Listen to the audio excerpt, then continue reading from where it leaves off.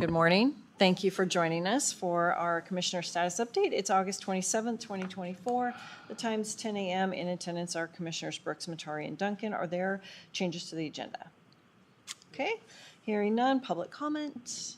Hearing none. Justice Center Update with David Mendez, please. Good morning. David Mendez with Turner and Townsend Heery. I've given you another update on the budget. There's a couple of changes that we need to go through. If you'll look down to DC .16, electrical device coordination, I had put a ROM to that of $5,000. The pricing came in at $49.96 conveniently. I intend to sign that. What that is a coordination that came up through plan review between the HVAC system and the lighting control system, and those two needing to talk to each other, and some modifications there. And then there's a lighting fixture type that needed to be changed to match the existing canopy on the north side of the building into the main lobby, and those were more expensive. The next item was bridge to existing building extension. We received the pricing on that. The ROM was $5,000. The final number is $52.54, and that's, I intend to sign through my authority unless you object. But that is a connection detail that needed to be added once they opened the existing building up for the sky bridge to connect to the existing building. They have to add some steel there. The other three items in that design contingency, I still don't have final numbers on those yet, and I'll bring those forward to you as they come in. I added a percentage, so if you look at that column, we've totaled $287,711 out of our design contingency of $882. So we've used 33%. Just a number you can conveniently go down and look at. So we're at roughly 50% of the project complete, and we're at 33% of our design contingency utilized. Down in construction contingency, if you go down to item C.8, that's shear flex anchors. That's a kind of a unique system when they put the metal decking between floors. There's a stud that's connected to those that then tie the concrete to that steel decking. That was a new system that was added. They underestimated what it was going to take to do that. That's why we're at the final number. We had a ROM of $30,000. The final number is $25,000. So that will be coming to you. That's outside my authority to sign. So that'll be.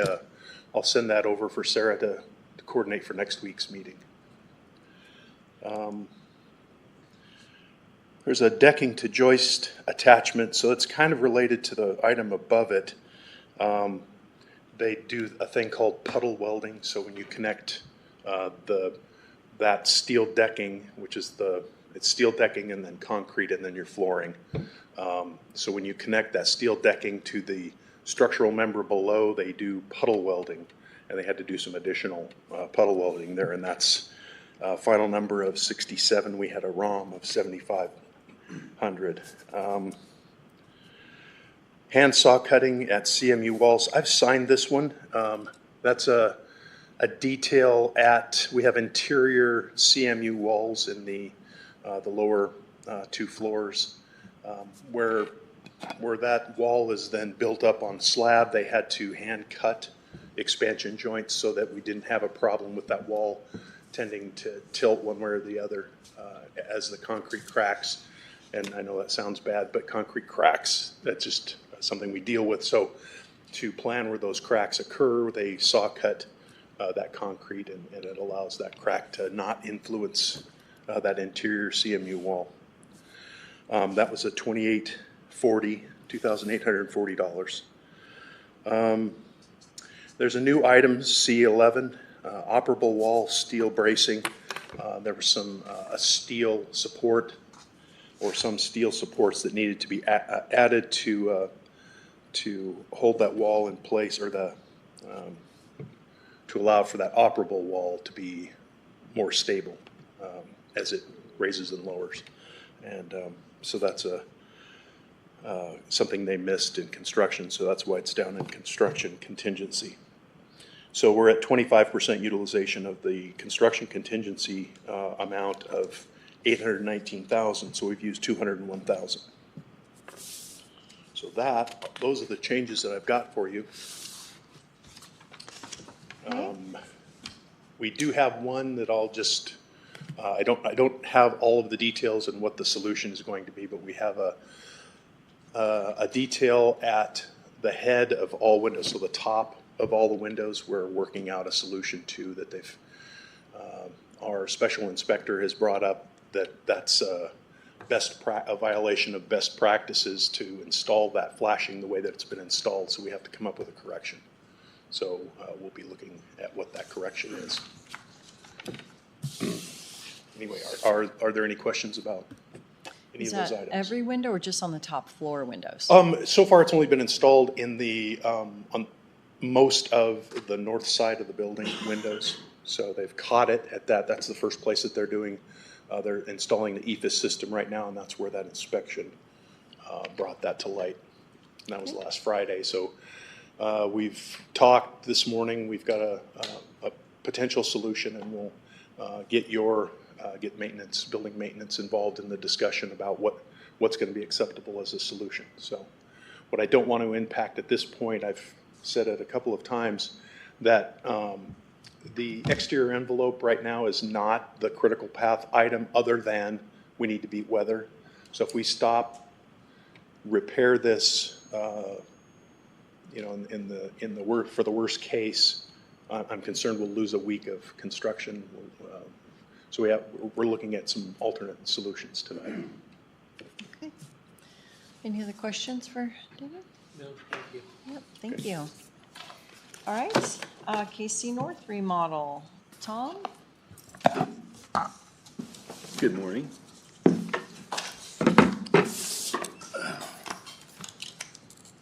We'll start with the roof. The roof repairs started, and based on the weather, they project it should be done or completed by the end of September. They've started in the far east corner, which is where most of the damage was. And they're going to move their way west and get that whole thing recovered. We received the certificate of occupancy for the detectives remodel, so that's ready to go. Staff is planned on moving starting next week into that area. The maintenance staff is continuing the remodel and painting of the office side, and we should have a portion of that ready for patrol, records, civil, to move in the second week of September. CTC Electrical is finished with half of the project, and they're once completed, they'll have a report to list some additional recommendations they found with the electrical. Jail pods, I guess I'm jumping ahead, but we can talk about jail pods if you want. Yeah, any questions? Do you have any questions about North? Okay. All right, jail pods. We're at 50% complete with the documents, and Sletton is finalizing the numbers to have the GMP probably Tuesday. We're meeting with them, and then that should wrap everything up, and we'll have a tentative schedule and the total cost. They're still trying to crunch numbers right now.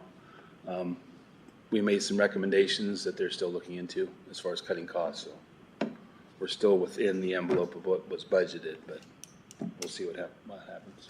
Okay, great. Any other questions on jail pods?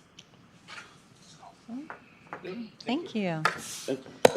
All right, item 4, FY25 jail medical services cost. We got finally a contract that's going to be coming forward, and Captain Heil can speak to it. Good morning, Commissioners. Captain Jeremy Howe for the record. So we received 2 bids for the medical contract. We put a committee together to evaluate the bids, and we chose which we'll be bringing forward at the business meeting today, contract that the total is $3.6 99,987, so 3.6 million. What was, And I'm sorry, you're not bringing the contract today, you're bringing the no, bid the bid. award. Yes, ma'am. Okay, thank you. We'll bring the award before the U today, but the issue at hand is our budget was 2.5 and the bid proposal is 3.6. Their original one came in higher and we had them go through it and whittle it down, and this is where they got it to. And so it bring the issue before you on how it's going to get paid for. There is the opioid fund, and Jelena emailed me yesterday that there is about 554,000 that can be applied to the jail medical contract out of that fund for FY25.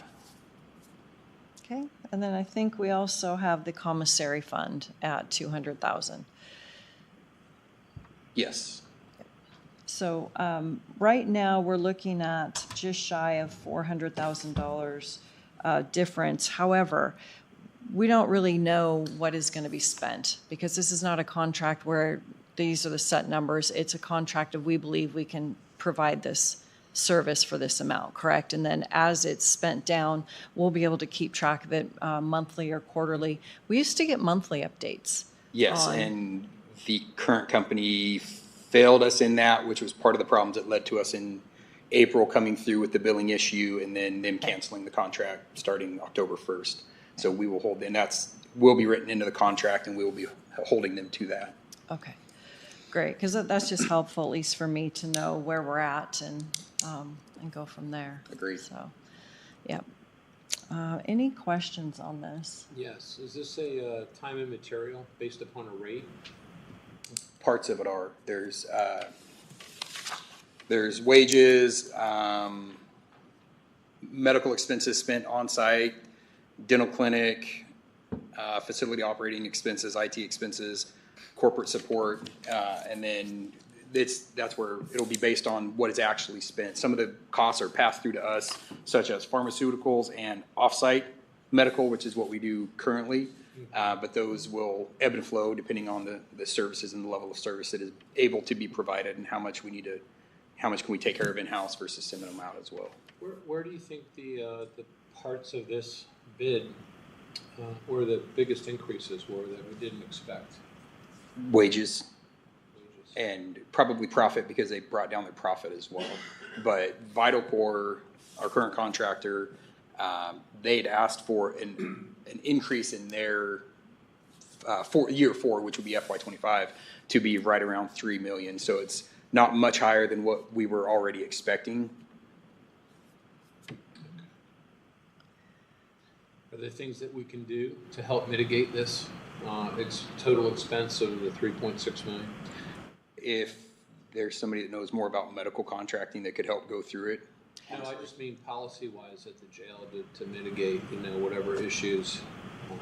No, it's the training experience of the medical staff that's hired, and if they hire people that are more comfortable dealing with things in-house versus sending them out and the pharmaceuticals that they prescribe to them and stuff like that. Okay. All right. Thank you. I'll run something by you right after. Okay.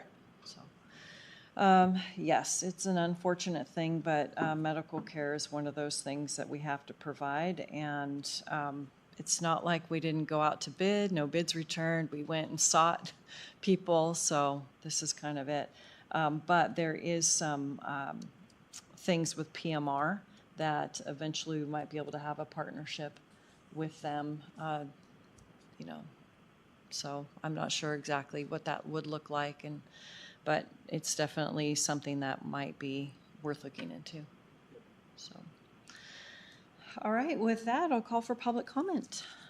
Okay, nobody online? All right, 10:14, meeting adjourned. Thank you, folks.